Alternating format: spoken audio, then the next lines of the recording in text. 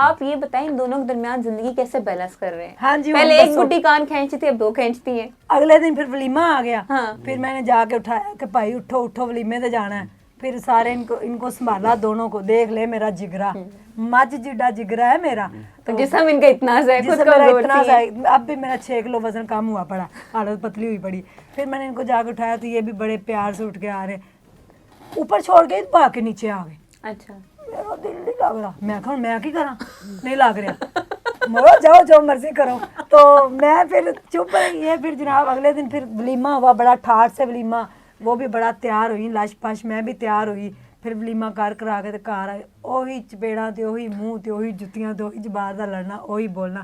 آج اس بات کو 2 سال گزر چکے ہیں. ایک پیارا سا بیٹا بھی آ چکا ہے اور پچھلے سال سے ہم علیحدہ ہو گئے ہیں. اس لیے کیوں علیحدہ ہوئے ہیں وہ بھی میں بتا دیتی ہوں. میرا بیٹا ہو گیا ماشاءاللہ بڑا، ٹھیک ہے. اب وہ 17 سال کا ہو گیا. میری بیٹی بھی ہو رہی بڑی. ان کو علیحدہ وقت چاہیے تھا. چھوٹے سے گھر میں پہلا تھلے دربار تے حاضری دین میرے، پھر اتنے جان اجرے جان میرے، پھر اتنے جان اچھی بات نہیں. تو میں نے کہا بیٹا میرا بڑا ہو گیا ہے تو اب جو ہے نا میں تھوڑا سا سیپریٹ ہو جائے. وہ بھی ان سے چھوٹی ہیں تو ان کی پہلی شادی، ان کی تو پہلی نہیں ہے نا. ان کو وہ توجہ، وہ پیار، وہ سب کچھ چاہیے. تو وہ اس کی بیک سن رہی ہے، بہت اچھی ہے، بڑی اچھی لڑکی ہے. اللہ اس کو زندگی میں خوشیاں دے، اس کو اتنی خوشیاں دے کہ کم پڑ جائے. جمال کی اتنی محبت ہو جائے. یہ اپنی بہن کو نہیں، سوتن کو دعائیں جی دے رہی ہے. وہ سوتن ہے. وہ میری سوتن لوگ کہتے ہیں، میں تو وہ لفظ بھی استعمال نہیں کرنا چاہتی. دیکھا بے شک آپ بہن سمجھتے ہیں لیکن رشتہ تو ایک وہی ہے نا. رشتہ وہی. جی فرماؤ کچھ. کبھی لڑائی ہوئی ہے ان دونوں کی؟ کبھی نہیں، ان کی آپس میں نہیں ہوئی. آپ کو چگلیاں کرتی ہوں میں، ایسا کچھ کہہ نہیں، لیکن دیکھ لیں کیا کرتی ہیں. نہیں ایسا دن کبھی نہیں آیا. کون سی بیگم زیادہ پیاری لگتی ہے؟ یہ نہیں کہ اس میں ساتھ بیٹھی ہیں تو بولنا ہے. ظاہری بات پہلی بیگم سے زیادہ محبت. یہ آپ کو دوسری میں آج گھر نہیں گھسنے دینا. نہیں انہیں کھنے بھی سیکھ جان گے کیونکہ اسی گل باز کرنے چپیڑ پہلو مارنے. آپ کہہ رہے ہیں دوسری بیگم نہیں تھی، پہلی بیگم زیادہ پیاری ہوتی ہے، لیکن میں نے تو سنا دوسری زیادہ لاڈلی اور پیاری ہوتی ہے.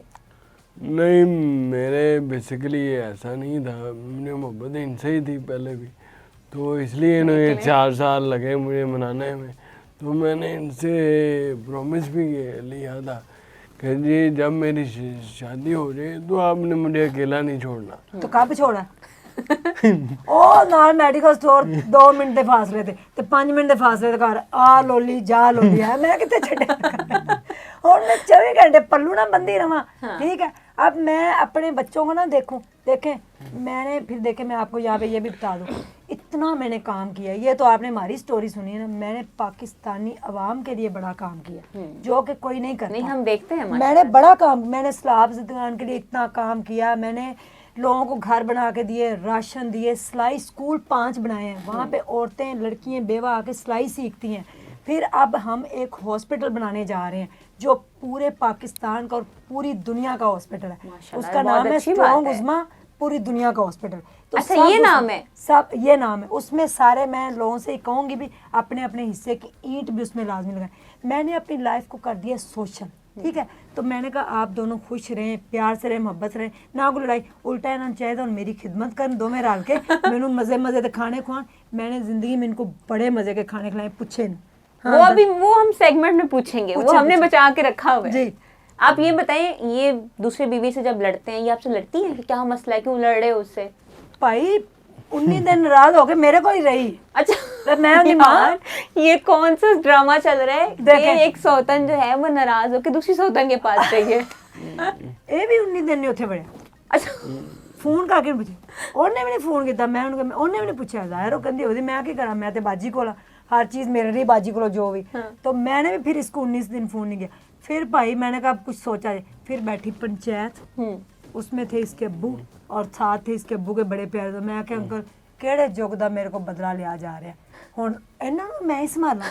پہلے میں ساری زندگی انہوں سنبھالیا. ہن لڑ کے باجی کو چھڈا، باجی کو چھڈا. تو 19 دن ناراض ہو کے میرے پاس بیٹھی. پھر یہ آئے تو پھر اتنی فائٹ ہوئی ہم دونوں کی.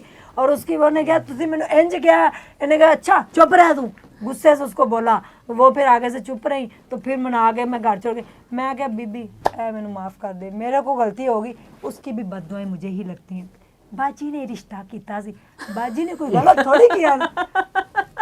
जी वो ना पाकिस्तान में रिश्ते कराने वालों को इतनी बददुआएं मिलती है ना, किसी को नहीं कसम मैं कहनी हूं, जितने भी रिश्ते कराने वालों सुन लो मेरी बात, कभी रिश्ता ना कराना।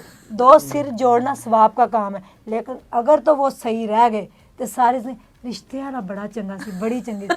अगर तो वो दोनों लड़ पड़े ओ है की कहो, मैं तो गाल करना ओ है ही इंज दा ਉਹਨਾਂ ਫਲਾਣਾ ਨੂੰ, ਤੇ ਇਸ ਲਈ ਮੈਨੂੰ ਪੈਰੀਆਂ ਨੇ ਗਾਲਾਂ ਕੌਸਰ ਦੇ ਦਿਲੋਂ ਤੇ ਨਿਕਲਦੀਆਂ ਹੁਣ। ਕੌਸਰ ਦਿਲੋਂ ਤੇ ਕਹਿੰਦੀ ਉਹਦੀ ਬਾਜੀ ਦਾ ਹੀ ਬੇੜਾ ਗਰਕ ਹੋ ਗਿਆ, ਉਹਨੇ ਮੇਰਾ ਘਰ ਬਜਾ, ਉਹਨੇ ਮੈਨੂੰ ਇਹਨੂੰ ਲਿਆ ਕੇ ਦਿੱਤਾ। ये तो बस आसरा नहीं करते लड़ने में, आप इनसे कहें 24 घंटे लड़ेंगे लड़ेंगे, इतने लड़ाके हैं इतना स्टेमिना है। हाँ जी, बल्कि आपको तो अब दब के रहना चाहिए, दो मैं दो चुप मिल करके बैठा हूँ, मुझे लग रहा है मासूम है। या आप इधर इधर मासूम बने हुए हैं। मैं किसी दिन खुफिया रिकॉर्डिंग करके आपको भेज दूंगी, ये लगा देना। ये वो एग्जाम्पल होगी ना, घर में चाह शेर, पी रहा घर में शेर लेकिन बाहर ही भीगी मिली बन के रहते चाय पी रहा ठंडी होगी। हैं। यार ये चाय पी ला ठंडी होने क्लिक पे। करे कहेंगे साड़ी तो चाय भी नहीं पी के गया, मर जाने अंदर ही सड़ गए। मैं आम लाइफ में इतना फनी नहीं हूँ, खुदा की कसम मुझे नहीं पता इतना शैतान कहाँ से आ गया। मैं तो बड़ा ये हमारे शो जोड़ीदार का कमाल है कि हमने स्ट्रॉन्ग उस्मा को इतना ज्यादा हंसा दिया। जी चले उस्मा आपकी और रोवो नहीं करो नहीं मेरी बुराइयां, कर कर शिकायत कर। नहीं, हम आपसे सब पूछेंगे, आपको हमने ऐसे नहीं जाने पूछे, देना। आपने मुझे पूछे, अब इनसे पूछे। अच्छा जी, लाइफ स्टोरी तो हम लोगों ने आपकी जान ली, अब हम आपके साथ एक छोटी सी गेम खेलते हैं, ठीक है? इस गेम में हम चेक गेम तो खेले कौसर ना, मैं ना क्यों खेले? ले, आप बेगम नहीं है। बेगम हूँ मैं, लेकिन कौसर के साथ बेगम नहीं, अब मैं बेगम हो गई। अच्छा बेगम, इनसे थोड़ा दूर होके बेगम हो गई हैं। पता नहीं मेरे अंदर ही आवाज आई कि भाजा होने तो मैं भाज गई हाँ। तो वैसे अब ये मुझे कहते हैं आई लव यू, तो आप ये कहती हो? कहूँ टू, आप नहीं। चलो एक दफा हमारे सामने आई लव यू कहते, मैं कह एक दफा जबार कहते I love. I love you.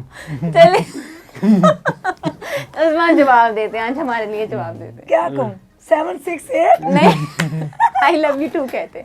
नहीं, ਅਸੀਂ आई लव यू टू नहीं ना कहते, से कहने ने 4 5 6 चलो जैसे कहने हैं, बस मोहब्बत का इजहार करते हैं। 6 7 10। लव यू फिर भी नहीं कहा, देख लें आप, लेकिन दिल से तो प्यार करती है। नहीं, मेरे एक बहुत अच्छे बेस्ट फ्रेंड है ਬੰਦਾ ਤੇ ਮੈਂ ਸ਼ੁਰੂ ਚ ਕਿਹਾ ਮੈਂ ਤੈਨੂੰ ਆਪਣਾ ਬੰਦਾ ਨਹੀਂ ਬਣਾਣਾ, ਕੀ ਕਰਾਂ ਮੈਨੂੰ ਛੱਡ ਦੇ। मैं शुरू से कहती तुम मेरे बेस्ट फ्रेंड हो। फ्रेंड जो होते हैं ना वो एक दूसरे की बात मानते हैं, एक दूसरे को ज्यादा समझते हैं, ठीक है? ये कहा भी जाता है कि अगर दो बेस्ट फ्रेंड्स की शादी हो तो उनकी लाइफ बड़ी अच्छी जाती है। हाँ, दो जो 1000 कपल होगा ना तो उनमें से 9900 जो है ना वो मियाँ बीवी ही है, और जो 1% जो है ना वो फ्रेंड होती है। तो ये मेरे बेस्ट फ्रेंड है, ये मेरी सहेली है।